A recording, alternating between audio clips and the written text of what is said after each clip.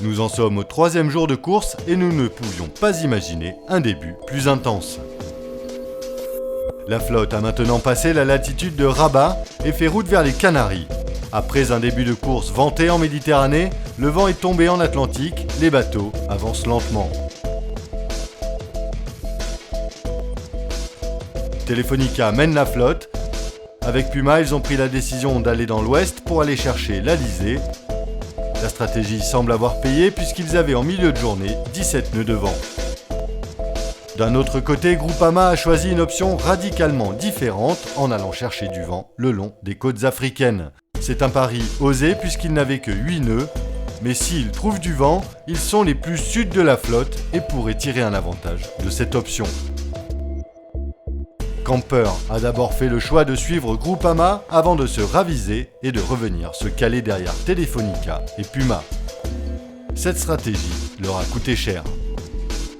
Basically, we've had to depart from the plan of going down the African coastline to now going west around the Canaries. So, slight change of plan. We've taken a hit from Telefonica and Puma out wide. We just have to see when this front comes across us now how we're positioned. So, not our best day. Comme vous pouvez voir sur cette animation, il n'y a que 4 bateaux et non 6. Que deviennent les autres? Sanya et Abu Dhabi. Sanya a subi une grave avarie sur sa coque juste avant le détroit de Gibraltar et a été obligé de se dérouter vers le port de Motro où ils ont pu mesurer l'étendue des dégâts. L'équipier Andy Meiklejohn, avec son pied cassé et le trou béant dans la coque, les a obligés à abandonner cette première manche.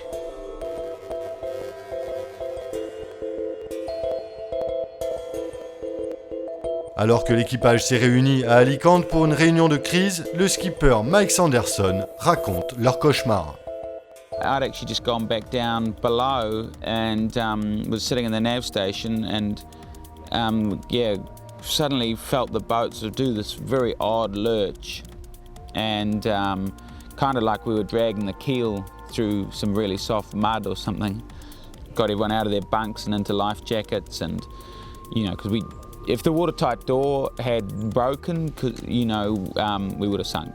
I have to believe, looking at the way the damage is that we've landed, we've hit something, and then that's put a puncture wound in, which has then started peeling the boat away. So the worst case scenario, of course, is we ship the boat to Cape Town and are unable to fix it in time, because what we have got to do, it looks, is, chop out, possibly a 6 metre by 3 metre by 1 metre section of boat and replace it. So that's no small task. Ce matin, Mike Sanderson discutait sur les quais avec Ian Walker, le skipper d'Abu Dhabi. Après avoir dématé, l'équipage d'Abu Dhabi fait tout pour repartir au plus vite et essayer de rattraper la flotte. Well, to be honest, I want to get them back in the race in the next 24 hours if I can, because the fleet aren't getting away that fast and it wouldn't be impossible to catch them up. Depuis que la course a débuté, nous avons vécu une course intense en émotions. C'est la Volvo Ocean Race. À demain pour la suite de l'histoire.